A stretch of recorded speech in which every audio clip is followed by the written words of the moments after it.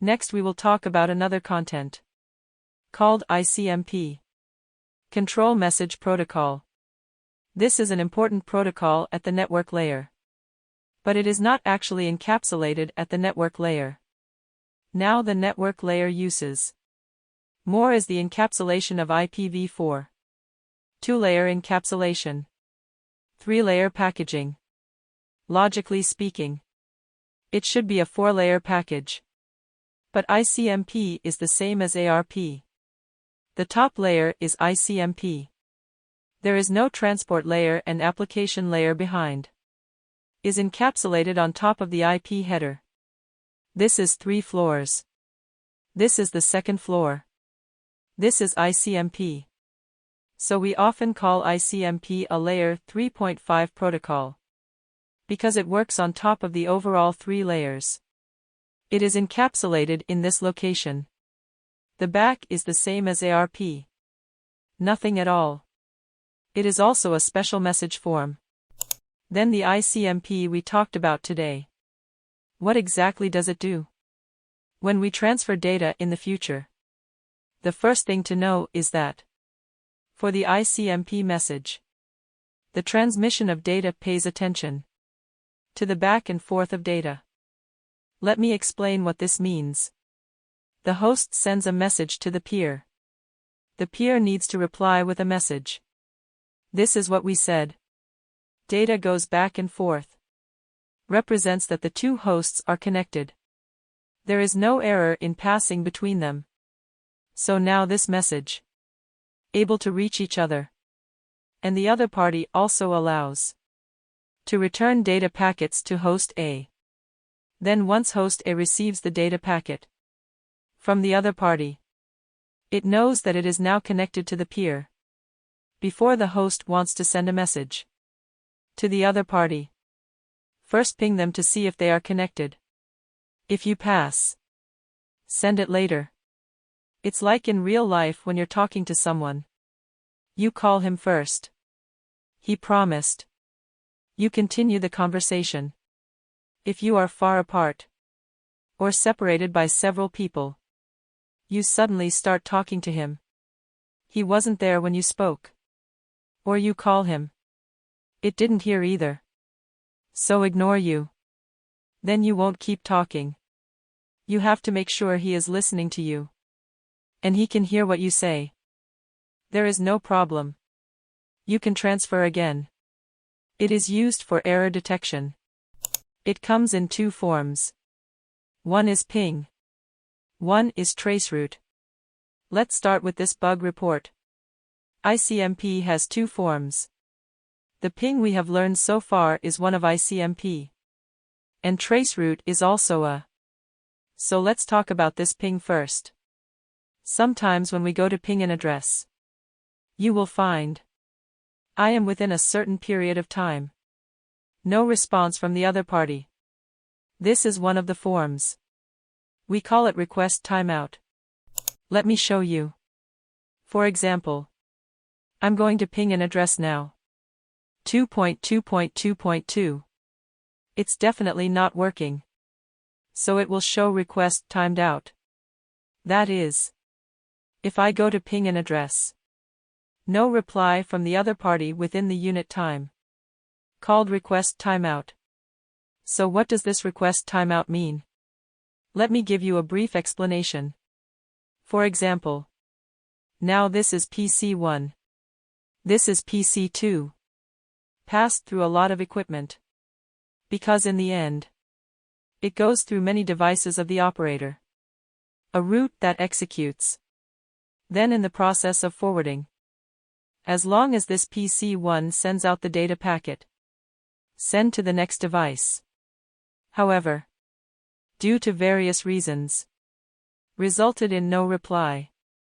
This is called request timeout. So there are various reasons that may be a problem here. Or something is wrong here. Or here. Here. Including when the subsequent data packet is returned. There is a problem with any node. Didn't go back to this device anyway. Are called request timeouts. For host A, The request timed out. Then there is another situation. The second is called destination host unreachable. For example, I will ping another address. I'll check the current address first. Look at my network segment. I go to ping 192.168.1.222. Here is an unreachable destination host. If I perform the corresponding ping command, I get a response in my command line. Unreachable destination host. My order was not sent. Or was blocked. It has many possibilities. I give a simple example. Now this is PC1. This is the first router. Through many routers. Finally arrived at an address on the far end. If now, my message is going to the first router. When doing the first retweet, there is a problem. Here it will show that the target host cannot be accessed, because the data cannot reach the next device. Devices are sentient. It knows this is not sent out. This is called host unreachable. Usually, there are two kinds of. The first is that PC1 did not send data. For example, it has no appearance of ARP. No way to encapsulate. Suppose it is going to visit this 1.222. But actually, this network does not have this 1.22. It is equivalent to not having this host at all. Can't request its MAC. There is no way to encapsulate. So there is no way to send. It means that the data has not been sent out. The second is, we may do a data interception on the router side. That is, this data needs to access an address on the back end. But I'm cutting the flow here. No access.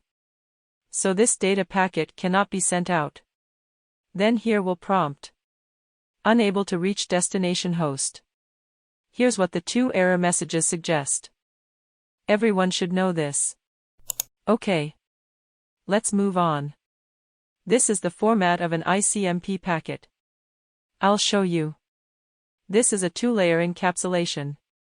This is the E2 I wrote for you.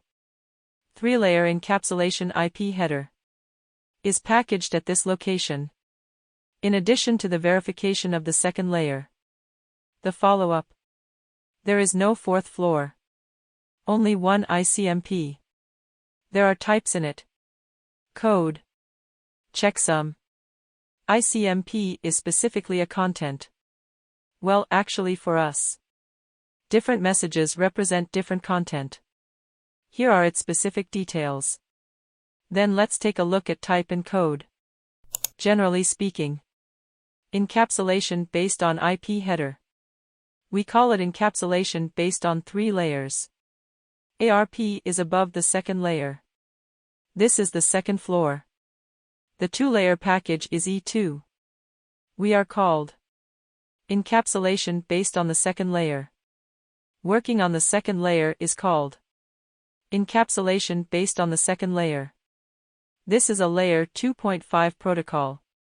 ICMP is encapsulation after the second and third layers.